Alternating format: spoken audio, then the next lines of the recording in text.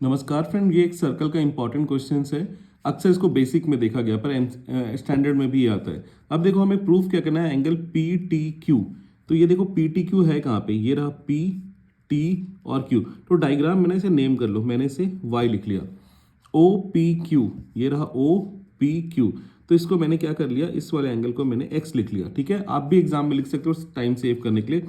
तो y is equal to twice of X हमें proof करना। अब मैं प्रूफ पे आता हूँ। ठीक है, अब आपको पता है कि टेंजेंट इक्वल होता है। ठीक है, हमें पता है T P is equal to T Q, क्योंकि ये टेंजेंट है।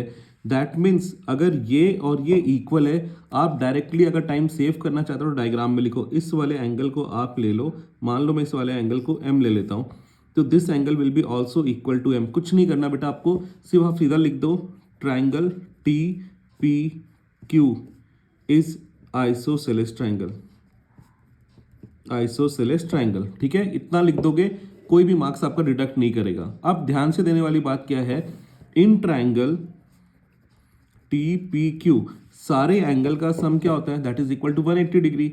Angle T plus angle P plus angle Q is equal to 180 degree. Reason must है angle sum property of triangle.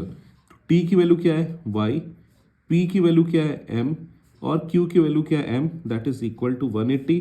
तो y plus 2m is equal to 180। ये हमारा first equation हो गया। ठीक है, नेक्स्ट हमें क्या पता है कि m प्लस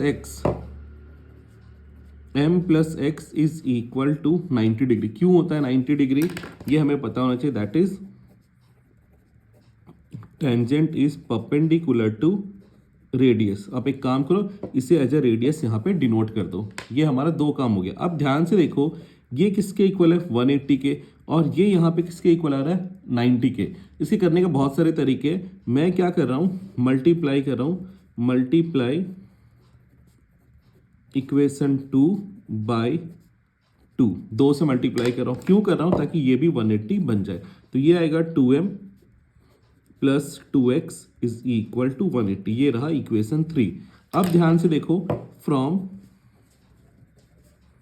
इक्वेशन ये 1 ले लो एंड इक्वेशन 3 ले लो, तो हम क्या लिख सकते हैं, ये भी 180 के इक्वल है, this is also equal to 180। ठीक है, तो हम ये पार्ट और ये पार्ट को इक्वेट कर सकते हैं। ठीक है, that is y plus 2m is equal to 2m plus 2x।